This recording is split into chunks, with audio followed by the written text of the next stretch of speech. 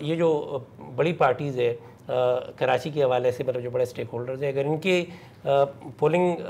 Campus پہ باقاعدہ polling campus تھے اور وہاں پہ 2-4 لوگ تھے، تو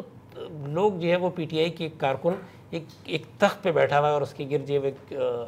لوگ جو وہ گھیرا ڈالے ہوئے اور ان سے جو وہ پرچیاں لے رہے ہیں. اور اس پہ یہ ہے کہ پھر ہم نے لوگوں کو انٹرویو بھی کیا یہ سب جگہوں پہ، تو لوگوں کبھی مطلب سب اس سے، اور لوگ کہہ رہے تھے کہ ہم ڈیفینیٹلی یہ پی ٹی آئی کو ووٹ دے رہے ہیں. تو وہ بڑا ایک وہ تھا. اور اس میں یہ اس حلقے میں بتاؤں کہ میں نہ صرف اردو سپیکنگ بلکہ پشتو سپیکنگ آبادی ہے، اور بہت ہی ہم دور دور تک گئے کہ ہمیں کوئی اس پہ یہ وہ ڈفرینس نظر آئے. پھر اس کے بعد یہ مصطفیٰ کمال صاحب کا حلقہ ہے، آگے میٹروول سے شروع ہوتا ہے اور آگے پورا بلدیہ تک جاتا ہے، وہاں پہ بھی وہ جو ہے وہ ٹرینڈ برقرار رہا. مطلب بظاہر پی ٹی آئی کے حق میں تھا سارا جی جی بالکل. جہاں تک لوگ آ رہے تھے اس میں جو چیز ہم نے وہ دیکھی اس پہ کوئی ایسی بات نہیں ہے کہ اپنا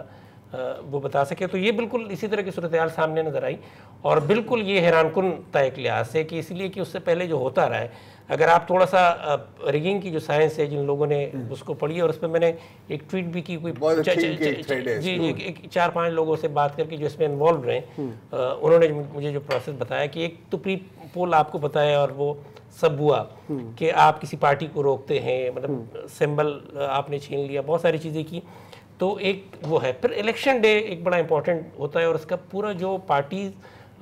منظم پارٹیز ہوتی ہے، تو وہ یہ ہے کہ ان کے پاس یہ وہ ان کے پولنگ ایجنٹ سے الگ جو وہ انفارمیشن آ رہی ہوتی ہے، اور پولنگ کیمپس جو ہے جو پولنگ اسٹیشنز کے باہر لگتے ہیں وہاں سے، اور اس میں اگر کوئی فرق ہے تو وہ پارٹی مینیج کرنا شروع کر دیتی ہے. اس کے لیے یہ ہوتا ہے کہ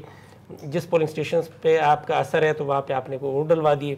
جہاں پہ آپ کو لگ رہا ہے کہ دوسری پارٹی آگے جا رہی ہے تو آپ نے